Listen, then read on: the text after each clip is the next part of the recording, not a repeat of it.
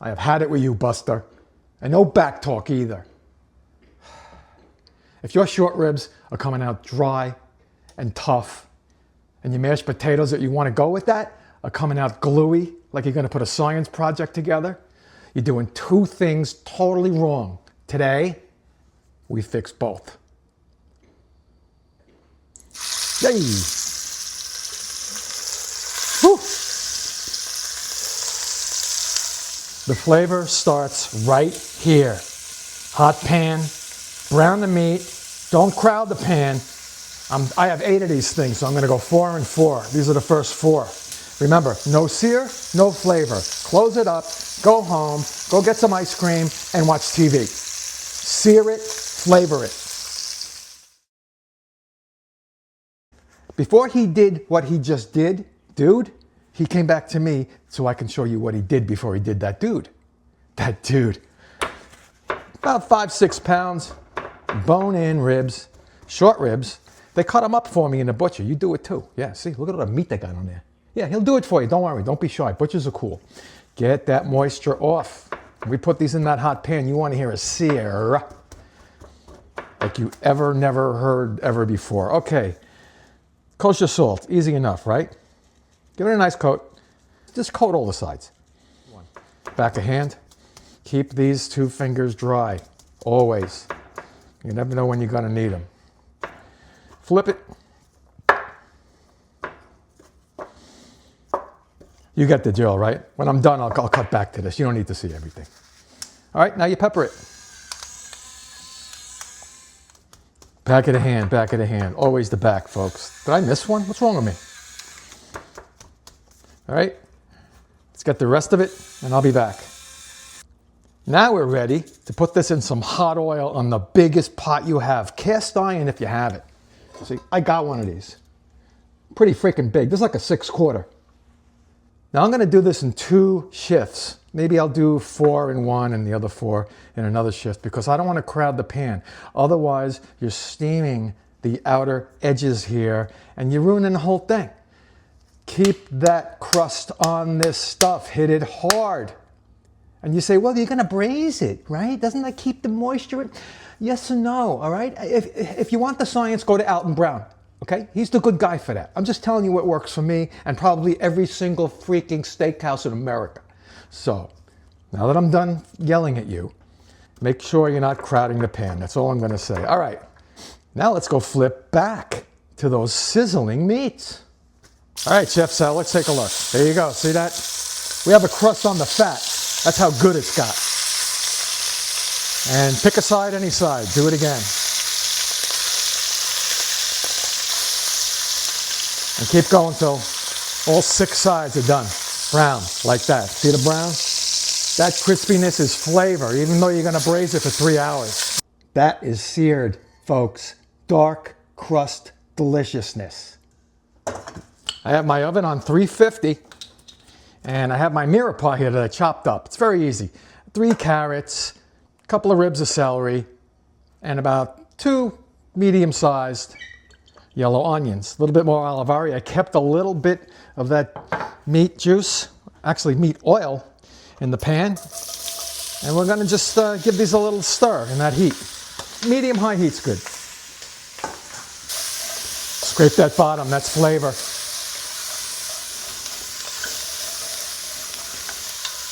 Just give them a nice scorch. Couple of teaspoons of salt.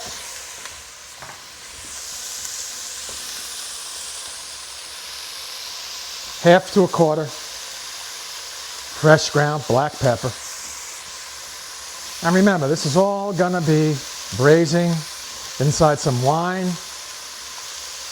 Gonna put a little broth in there, along with the meat and the spices. So they don't have to be cooked here, just kind of get them ready, you know. They're kind of scared as it is, so you know what, don't worry. It's gonna be like this, but even better. You'll be nice and warm in there.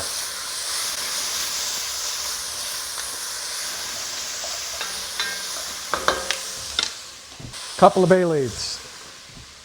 Nice stalk of that rosemary. 6 or 7 sprigs of thyme. Mix it in. Want to toast these herbs. It never hurts. And just let it go. Put it down to medium now. Let these things kind of get to know each other. Italian seasoning. Half a tablespoon's fine. Stir it again. My secret thickener. Just regular old tomato paste. A couple of tablespoons, fine.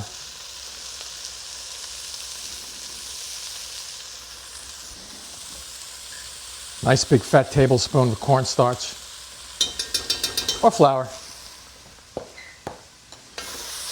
Starting to smell really good in here. See what's happening on the bottom here?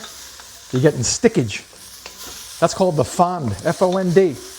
We're going to scrape that up with the 2 liquids we're going to use. Any red wine you want, get about a bottle. And maybe about 2 cups of broth. I'm going to use chicken broth. You can use beef, vegetable, whatever you want. That's going to help us scrape this bottom. So let's put this heat down now. And I have 2 cups ready to go on this broth, but I might not use it all. Deglaze. That means get that fond off the bottom there. Make it part of the taste city that you're building here. You're going to have a post office. You're going to have everything in this city you need. Railroad, everything. Most of all, flavor. Look at that. Man. And just enough to kind of almost cover everything. A little more salt. Mix it up again. You want to start thinking about bringing this back to a simmer. Get all that stuff off the bottom. And we have our ribs. I'm going to push them all the way down to the bottom. Be careful. This is very hot stuff. And you want your fat sides sticking up. I'm not going to touch that line. And this little area here, I got some room. I cut in half, right in half, a whole bulb of garlic. Cut side down, wherever you can fit it. And finish up getting that meat in there.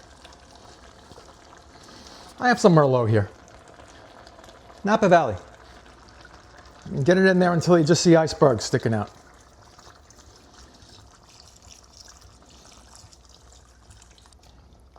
As good a mix as you can get. Just kind of stick your spoon in there and jam it down to the bottom there. All right, everybody's pretty much nestled in the pool. Cover it up. And I'm going to get this in the oven, like I said. I'm going to check it in 2.5 hours, just with a fork. And you want it to flake. When it flakes with the fork, you're done. Don't take it out too soon. I think we went over this. In the meantime, let's get those mashed potatoes going. I'll show you some tricks too. You're going to love that part. That's been about 3 hours and 15 minutes, folks, at 350. I want to show you what patience gives you. This is falling off the bone, ladies and gentlemen. The bone fell off of it. What do you think of that? And when you go through it with a fork, you can just take it off, and you know the rest. I'm going to wait for that. So let's let them, I want them to rest a little bit, let the juices transfer back into the inside of the meat. I'm going to show you how over mashing potatoes can give you glue. This is about a potato's worth. All finished, all drained. Now what people do, they get their masher, they start out very well.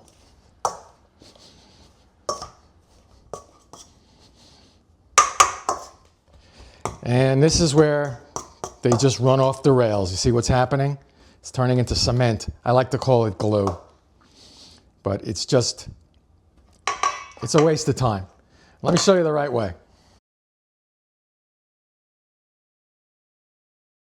Give it an initial break up. Now when you get pieces that are kind of like between a pea and a golf ball size, kind of stop there. Stop there. Don't go crazy. Sour cream, room temperature. Let's go with 3 tablespoons to start. A couple of tablespoons room temperature butter. Almost a 1/4 cup of cream. And I roasted, just in a pan, back and forth, some chopped garlic. Throw it in there. It's about a clove. Now you proceed Slowly. You're not churning it. You're not having churned potatoes. As soon as everything comes together, you are done. Then you can season it. And I'm not churning now. I'm just getting it off the bottom, so don't get all, hey, you're churning. I'm not churning it. Start with me.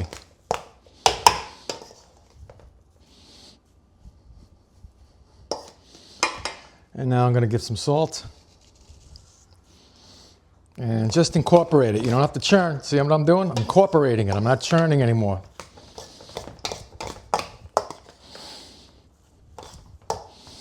Now you can like them loose, which is okay. You can add some more cream if you want. But they got to be able to stand up against these ribs that are like ridiculous. So I'm going to bring it. You see how fluffy they are, folks? This is what you want. Stop the churning. Just mash a bit, scrape it off the bottom, and season it. Let's put this dish together. I'll show you how it looks. Start with some mashed.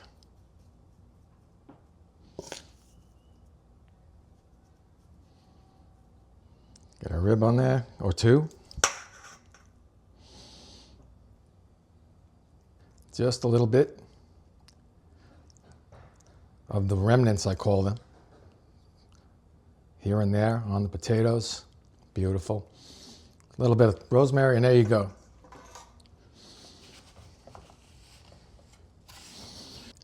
Now it's time for a taste. That just came right off, folks. And there you go. Give it a shot. Ah, beautiful. That's what you call dinner saved is dinner served.